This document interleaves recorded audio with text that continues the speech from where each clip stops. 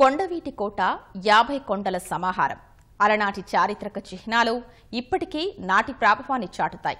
కొండపై నుంచి కొండవీటి కోటను చూస్తే మనసు పులకిస్తుంది. ప్రభుత్వం ప్రతిష్టాత్మకంగా నిర్వహిస్తున్న కొండవీడు ఉత్సవాల్లో మంత్రులు చినరాజప్ప, ప్రత్తిపాటి పుల్లారావు విహంగ వీక్షణం చేస్తూ ఈటీవీ ఆంధ్రప్రదేశ్తో ముచ్చటించారు. ఆ విశేషాలు ఇప్పుడు చూద్దాం.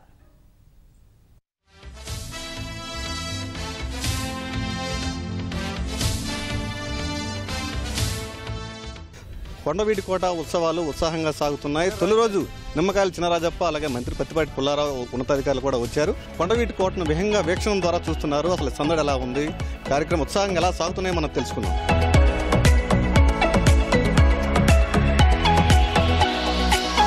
కొండవీటి కోట చారిత్రక ప్రభావాల వైభవాల సమాహారం. ఈ గడ్డపై నుంచి ఎందరో పాలకులు కొండవీటి సామ్రాజ్యాన్ని పాలించారు. రెడ్డి రాజులు మొదలు గజపతి రాజులు, అలాగే శ్రీకృష్ణదేవరాయల వంటి ఉద్దండులు కొండవీటి కోటను పాలించారు. ఆ శిథిలాలు ఇంకా ఇక్కడ కనిపిస్తూనే ఉన్నాయి. ఈ శిథిలాలను పదిలిపరచాలనే ఉద్దేశంతో మొత్తం 3 కోట్ల రూపాయల వరకు ఈ కొండవీటి ఉత్సవాల కోసం నిర్వహిస్తుంది. ఈ ఉత్సవాల విశిష్టత ఏంటో ఇప్పుడు మనం విహంగ వీక్షణం ద్వారా కొండవీటి వైభవాన్ని చూస్తున్నాం.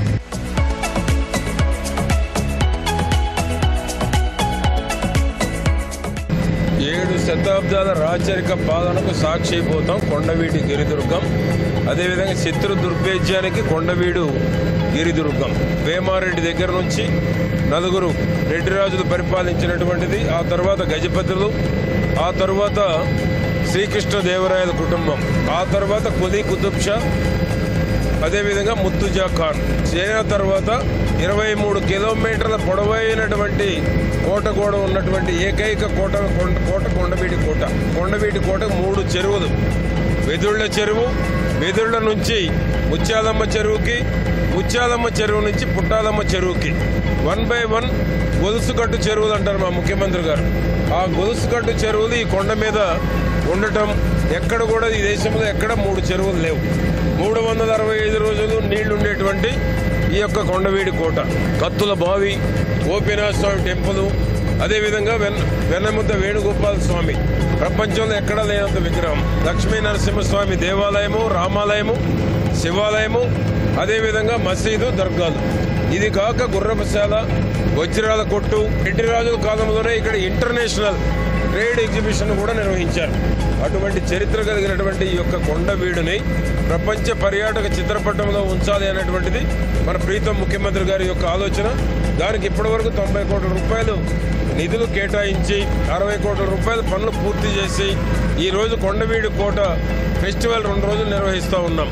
పర్యాటక కేంద్రంగాను, ఆధ్యాత్మిక కేంద్రంగాను, ఈ యొక్క మంచి దైవక్షేత్రంగా కూడా దీన్ని డెవలప్ చేయబోతూ ఉన్నాం.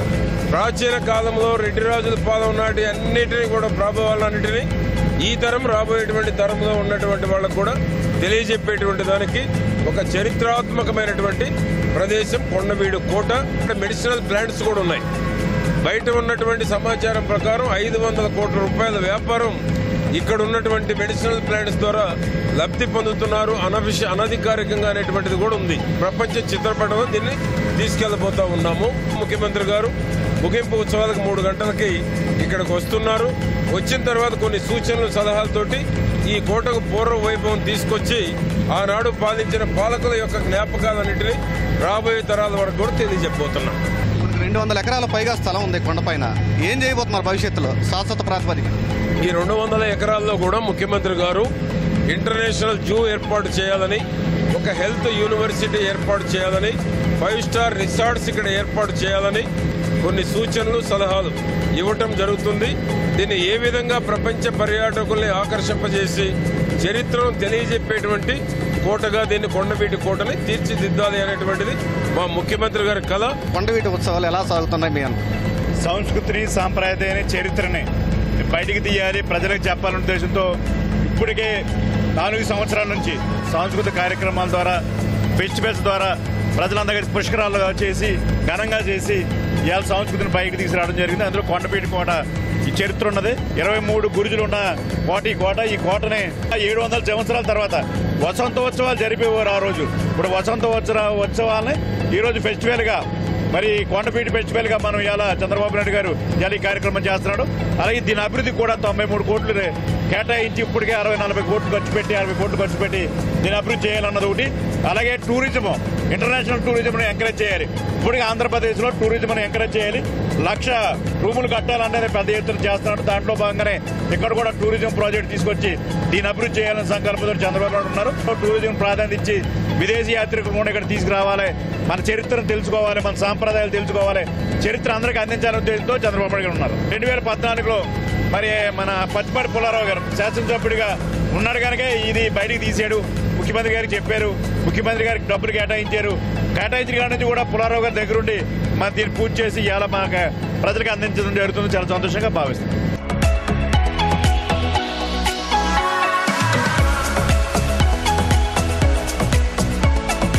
కొండవీటి చారిత్రక వైభవాన్ని కాపాడేందుకు రాష్ట్ర ప్రభుత్వం అండగా ఉంటుందని, భవిష్యత్తులో కొండవీడు అనేది ఒక ప్రపంచ పర్యాటక క్షేత్రంగా రూపుదాల్చుతుందని వాళ్ళు భరోసా ఇస్తున్నారు. కెమెరామెన్ అలీతో సూర్యారావు, ఈటీవీ న్యూస్ గుంటూరు.